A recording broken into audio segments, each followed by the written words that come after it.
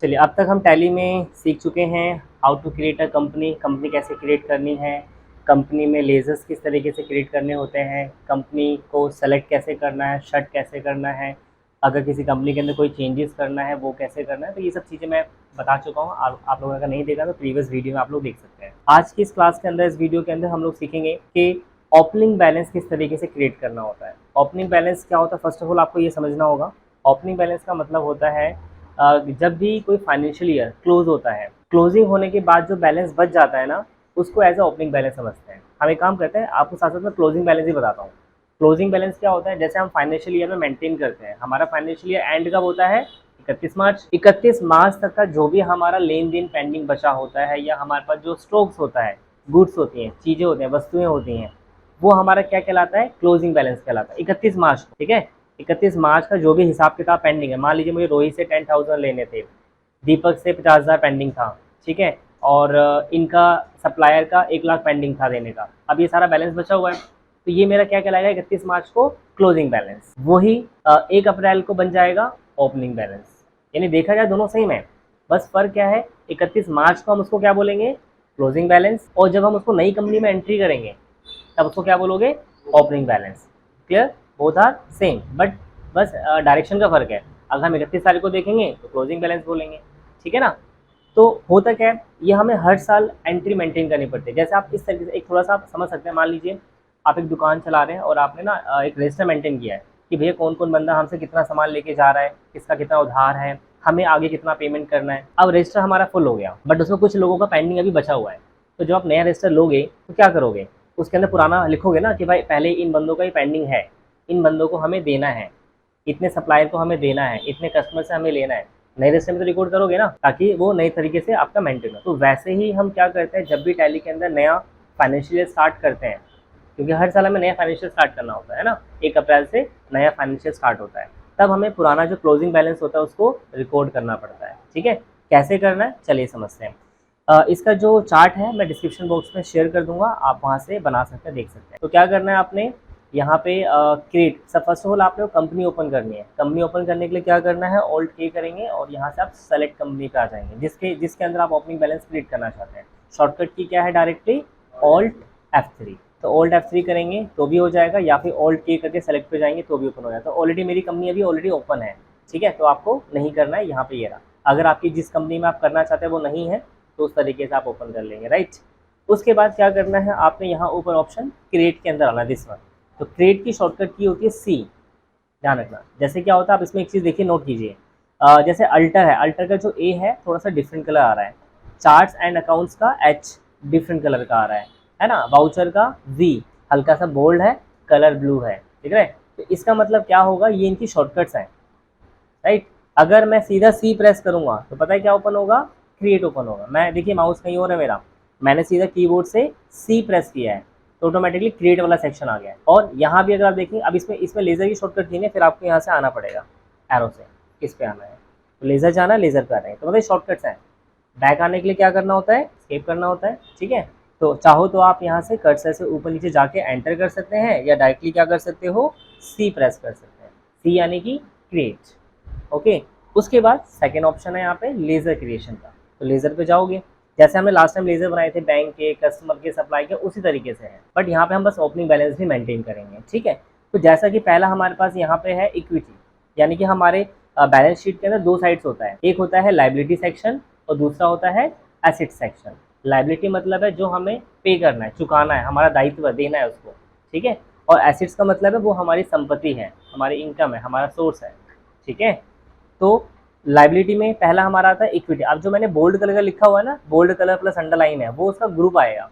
बताया था मैंने लास्ट प्रीवियस क्लास में, वीडियो में, कि अगर जब हम लेजर क्रिएट करते हैं तो लेजर के अंदर हमें उसका अंडर भी डिफाइन करना पड़ता है, क्योंकि किस ग्रुप में आएगा, उसका अंडर ग्रुप क्या होगा, क्लियर। जैसे सपोज आप कस्टमर का बनाते हो, कस्टमर का क्या रखते हो ग्रुप, सन्ड्री डेटर, है ना। अगर आप बैंक बना रहे हैं, मान लीजिए मैंने SBI बैंक बनाया है तो उसका बैंक किया जाएगा।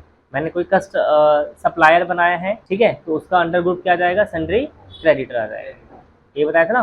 तो उस तरीके से हमें हर एक का ग्रुप डिफाइन करना पड़ता है, वो आपको धीरे धीरे करते करते आ जाएगा किस तरीके से किसका क्या डालना है।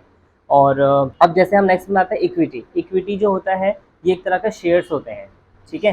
तो हम यहाँ पे इक्विटी, और इक्विटी को अंडर रखना है कैपिटल। जो बोल्ड है ना उसका ग्रुप है, ध्यान रखना, जो बोल्ड कलर का लिखा हुआ है वो ग्रुप आएगा। तो यहाँ से कैपिटल अकाउंट्स और maintain balance, bill wise bill, ये सब नो, इसको आप यस कर सकते हैं बिल वाइज बिल को।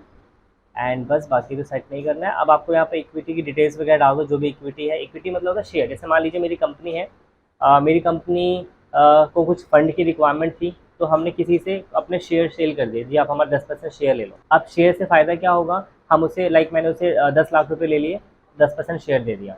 अब हमारी कंपनी का जो भी इनकम होगा उसका 10% जो इनकम होगा हम उसको भी देंगे, ठीक है, क्योंकि हमने शेयर्स को सेल किया है। लॉस होगा तो उसको नहीं मिलेगा, तो जो भी 10% लॉस रहेगा, ठीक है। तो वो एक इक्विटी प्रेफरेंस होता है। तो किस तरीके से आपको यहाँ बनाना है, लेट्स सी। तो हमने यहाँ पे एड्रेस डाल दिया, अगर है तो डाल दीजिए, अदरवाइज नहीं तो स्किप कर दो। अब यहाँ लास्ट में आप लोग मतलब 3 चीज़ उसमें डालना जरूरी है ही है, इक्विटी, लेजर नाम, और अंडर ग्रुप आएगा ओपनिंग बैलेंस। ओपनिंग बैलेंस तब जरूरी है जब होगा, अगर किसी का ओपनिंग बैलेंस होगा ही नहीं तो क्या हमें डालना है, नहीं डालना है, ठीक है।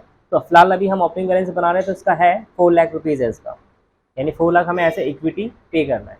तो ये हमने ले लिया, एंटर एंटर, और यहाँ पे कुछ नहीं करना है, एंटर, हो गया, ठीक है। फिर नेक्स्ट हमें बनाना है प्रेफरेंस। ये भी एक तरह के शेयर्स ही होते हैं, बस इनको पहले प्रेफरेंस दी जाती है, ठीक है। और ये भी अंडर क्या आएगा, कैपिटल आएगा। ये इसको बिल को नो कर दो, इसमें बिल की जरूरत नहीं है वैसे आपको। और इसका बैलेंस कितना है, ओपनिंग बैलेंस 1 लाख रुपीज़, ठीक है। इस तरीके से हम इसके बना लेंगे सभी लेबल्स, गॉट इट। फिर नेक्स्ट आता है इसमें बैंक ओवरड्राफ्ट। पहले मैं सारे लाइबिलिटीज़ बना रहा हूँ, ठीक है। नीचे आता है बैंक ओवरड्राफ्ट। बैंक ओवरड्राफ्ट जो है ना ग्रुप है। अब इसके अंदर क्या है, आपका SBI है प्लस ICICI है। ये ध्यान रखना, जो SBI और ICICI है ना, ये आपका फंड नहीं है, ये आपका असेट्स नहीं है, ये आपकी लाइबिलिटी है। ओवरड्राफ्ट का मतलब क्या होता है, जैसे मान लीजिए आपका करंट अकाउंट है, ठीक है। करंट अकाउंट में क्या होता है, आपके पास बैंक फीचर देती है कि अगर मान लीजिए आपके अकाउंट में 50,000 पड़े हैं, आपने किसी को 1 लाख का चेक दे दिया, तो बाउंस नहीं होगा, वो 50 माइनस में चला जाएगा। जबकि नॉर्मल सेविंग अकाउंट में आप किसी को, आपके अकाउंट में 50,000 पड़े हैं, आप किसी को 1 लाख दे रहे हैं, तो क्या वो क्लियर हो जाएगा चेक, नहीं होगा ना, बाउंस हो जाएगा, कैंसिल हो जाएगा। लेकिन करंट में ऐसा नहीं है। तो करंट में बैंक आपको कुछ फैसिलिटीज़ देती है, और करंट में बैंक आपको कोई इंटरेस्ट वगैरह पे नहीं करती है, तो वो समझ एक तरह यही इंटरेस्ट एक तरह कह सकते समझ सकते हैं आप। तो ये हमारा क्या है कि ऑलरेडी माइनस, मतलब 25 हमारा ऑलरेडी माइनस में है, मतलब हमें SBI को भी पे करना, ओवर ड्यू है, ओवरड्राफ्ट में है। और ऐसे ICICI वालों का भी 25,000 OD में है, ठीक है।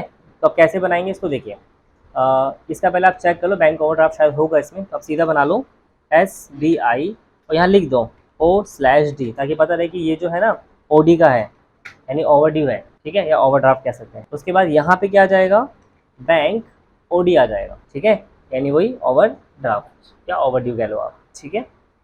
एंड देन यहाँ पे फिर उसकी डिटेल है सेट, आप OD लिमिट भी सेट कर सकते हैं। कुछ बैंक वाले जैसे करंट अकाउंट खुलवाते हैं, हर एक बैंक का अपना अलग लिमिट होता है। कोई कहता है कि भाई 50,000 तक माइनस जा सकते हो, 25,000 जा सकते हो, 20,000 जा सकते हो, 1 लाख जा सकते हो, वो आपके ट्रांजेक्शन के ऊपर होता है। अगर आप बैंक से ट्रांजेक्शन बड़े ट्रांजेक्शन कर रहे हो तो आपके 2 लाख, 3 लाख, 5 लाख तक भी हो सकता है।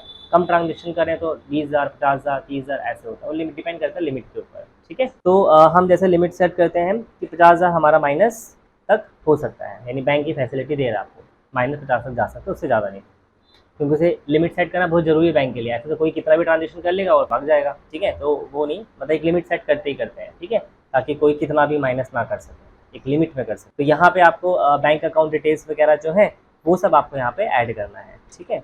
सो यहाँ पे डिटेल्स वीडियो डाल दीजिए अगर आपके पास अवेलेबल है तो, अदरवाइज आप स्किप कर सकते हैं। आप कितना ओपनिंग बैलेंस है इसका, 25,000 इस तरीके से रहेगा। एंटर एंटर, डन, हो गया। फिर ऐसे आपको एक और बनाना है क्या, ICICI, यहाँ बस लिख देना OD, नहीं तो आपको कन्फ्यूजन रहेगी कि ये हमारा असेट्स है या लाइबिलिटी है। जो नॉर्मल बैंक होता है ना, जो कैश पड़ा होता है, वो आपका असेट्स होता है, ये लाइबिलिटी है, मतलब आपको पे करना है, देना है ये, ठीक है। तो बैंक OD आ जाएगा, यहाँ पे डिटेल्स आप डाल दीजिए, इसका भी 25,000 रहेगा, क्लियर।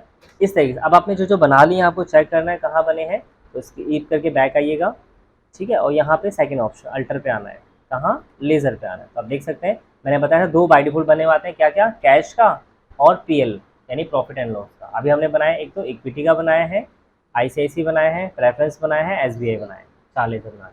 इस तरीके से आपको सभी ओपनिंग बैलेंस क्रिएट करने हैं। अब इसमें ऐसे आपको नीचे क्या दिया हुआ, अनसिक्योर्ड लोन है, ये आप बना लोगे, ठीक है। इसमें क्या लेज़र क्या बनाना, ध्यान रखना, लेज़र आप बनाओगे SDFC म्यूचुअल फंड, और उसका ग्रुप क्या डालोगे, मतलब जब आप लेज़र क्रिएट करोगे तो यहाँ ऊपर क्या डालना है, HDFC म्यूचुअल फंड, ये म्यूचुअल फंड होता है जो हम फंड में डिपॉजिट तरह कह सकते हैं कि ये लोन टाइप का समझ सकते हैं, या हम एक फंड टाइप का कह सकते हैं, ठीक है, लॉन्ग टर्म के लिए हम इसको देते हैं, तो उसके लिए हम चाहिए। तो यहाँ पे क्या करेंगे, HDFC फंड आप लिख देंगे यहाँ पे, और नीचे आप क्या डालोगे, अनसिक्योर्ड लोन डालोगे आप, ग्रुप क्या डालेंगे, अनसिक्योर्ड लोन, ठीक है। फिर नेक्स्ट आता है क्रेडिटर, ये भी छोड़ोगे, इसको नेक्स्ट क्लास में नेक्स्ट वीडियो में बताऊंगा कैसे आपको ये बनाना है क्रेडिटर्स का। फिर आपको नीचे बनाने हैं सैलरी, रेंट, इलेक्ट्रिसिटी, ये बनाना है आपको। अब इससे पहले हमें ग्रुप डिफाइन करना पड़ेगा, तो हमें इसमें क्या करना है, हमें नीचे इसमें सैलरी, रेंट, इलेक्ट्रिसिटी, ये हमारे एक्सपेंसेस हैं, बट ये ना आउटस्टैंडिंग एक्सपेंसेस है, ठीक है। चाहो तो आप इसको भी नॉर्मल एक्सपेंसेस में भी रख सकते हैं, बट अगर मुझे आउटस्टैंडिंग एक्सपेंस देना है तो उसका मुझे ग्रुप बनाना पड़ेगा, ठीक है। तो अभी हम एक काम करते हैं, अभी के लिए आप इसको नॉर्मल एक्सपेंसेस में रख लो, यानी कि इनडायरेक्ट एक्सपेंसेस में रख सकते हैं इसको आप, ठीक है। चलिए ये बनाते हैं, ये तो बन गया है। अब आपने बैक आना है और क्रिएट सेक्शन पे आओगे लेज़र पर, तो क्या नाम है इसका, सैलरी अकाउंट, अंडर आ जाएगा इसको हम रखते हैं इनडायरेक्ट एक्सपेंस रख देते हैं अभी, ठीक है। आगे मैं आपको ग्रुप बनाना बताऊंगा, आउटस्टैंडिंग एक्सपेंस अगर आपको बनाना है ग्रुप, क्योंकि बाय डिफॉल्ट अगर आप देखोगे ना आउटस्टैंडिंग का ग्रुप नहीं मिलेगा इसमें, आपको दिख रहा है, या अगर मैं एक्सपेंस भी लिखता हूँ एक्सपेंस, तो आउटस्टैंडिंग एक्सपेंस नहीं आएगा, ठीक है, बाय डिफ़ॉल्ट नहीं होता है। तो ये मैं नेक्स्ट वीडियो में बताऊंगा आपको कैसे आपको यहाँ पे ये ग्रुप्स क्रिएट करने हैं बेसिकली, ठीक है। अभी हम नॉर्मल बनाते हैं, यानी कि सैलरी अकाउंट हो गया है, तो इसको रखेंगे इनडायरेक्ट एक्सपेंसेस, क्या रखेंगे, इनडायरेक्ट एक्सपेंसेस, ठीक है। ये नो रहेगा, यहाँ पे नोट एप्लीकेबल। ओपनिंग बैलेंस डालना है, कितना है सैलरी का, 8000 हमें पे करना है, ठीक है। फिर ऐसे आप बना लेंगे रेंट, ये भी इनडायरेक्ट एक्सपेंस रहेगा, यहाँ भी आप, ओ शिट एक गड़बड़ होगी इसमें, देखिए वो सीधा एक्सेप्ट हो गया, ओपनिंग बैलेंस हम डाल नहीं पाए इसमें। तो अब आप क्या करोगे, बैक आइए, अल्टर पे आओ, लेज़र पे आओ, यानी किसी भी लेज़र में आपको चेंज करना है। तो अल्टर पे आके हमने क्या बनाया अभी, रेंट में हम ओपनिंग बैलेंस छूट गया हमारा, तो एंटर करेंगे, ओपनिंग बैलेंस है रेंट का 7000, ये डाल देंगे, ठीक है, हो गया। अब नेक्स्ट हमें बनाना है इलेक्ट्रिसिटी का, तो वापस आप क्रिएट पे जाएंगे, लेज़र पे जाओगे और इलेक्ट्रिसिटी का बन जाएगा, अंडर आ जाएगा सेम इनडायरेक्ट एक्सपेंसेस, और इसका कितना है 5000, तो ये आ जाएगा।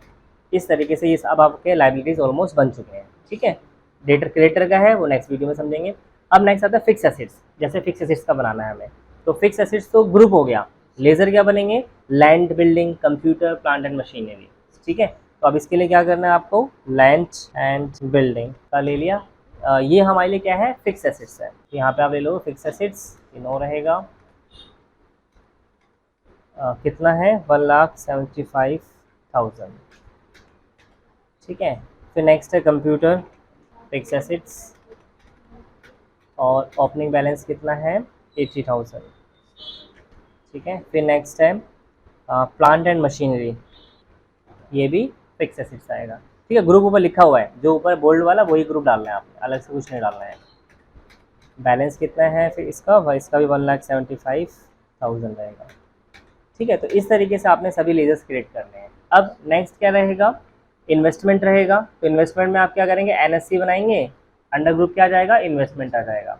FD का बनाएंगे, अंडर ग्रुप क्या आ जाएगा, इन्वेस्टमेंट आ जाएगा, ठीक है।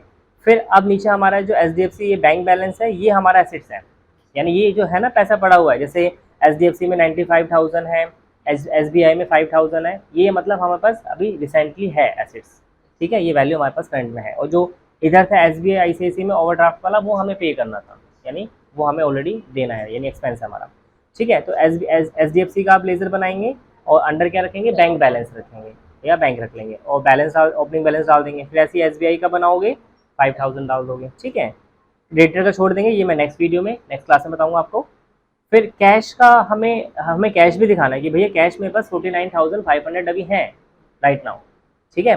तो उसके लिए बट हमें क्या करना है, कैश का ऑलरेडी बना होता है, तो आपको लेज़र बनाना नहीं है, क्यों, क्योंकि हम एक और कैश बनाएंगे और डबल हो जाएगा। तो आपने क्या करना है, अल्टर करना है, यानी जो आपके पास बना हुआ है और उसमें आप चाहते हैं कि आपको अपडेट करना है, तो अल्टर पे जाओगे। तो अब हम बैक करेंगे और अल्टर पे जाएंगे, लेज़र पे जाएंगे, यानी यहाँ पे कहाँ आना है, कैश पे आना है, ठीक है। और बस आपको ओपनिंग बैलेंस डालना है और कुछ छेड़ना नहीं है आपको। नीचे आओगे यहाँ पे ओपनिंग बैलेंस पे, यहाँ पे कितना अभी हमारे पास 49,500 रुपीज़, तो ये एक्सेप्ट कर लेंगे इस तरीके से, ठीक है। बाकी क्लोजिंग स्टॉक का भी छोड़ देना है, अभी आगे जब मैं आपको इन्वेंट्रीज बताऊंगा तो फिर इसको उस समय हम बनाएंगे, तो इसमें आपको क्या क्या छोड़ना है अभी, सन्ड्री क्रेडिटर्स का भी नहीं बनाना है, सन्ड्री डेटर्स का नहीं बनाना है, और क्लोजिंग स्टॉक, ये 3 चीज़ छोड़नी है आपको अभी। ये हम आगे की वीडियोज़ में सीखेंगे कैसे करना है।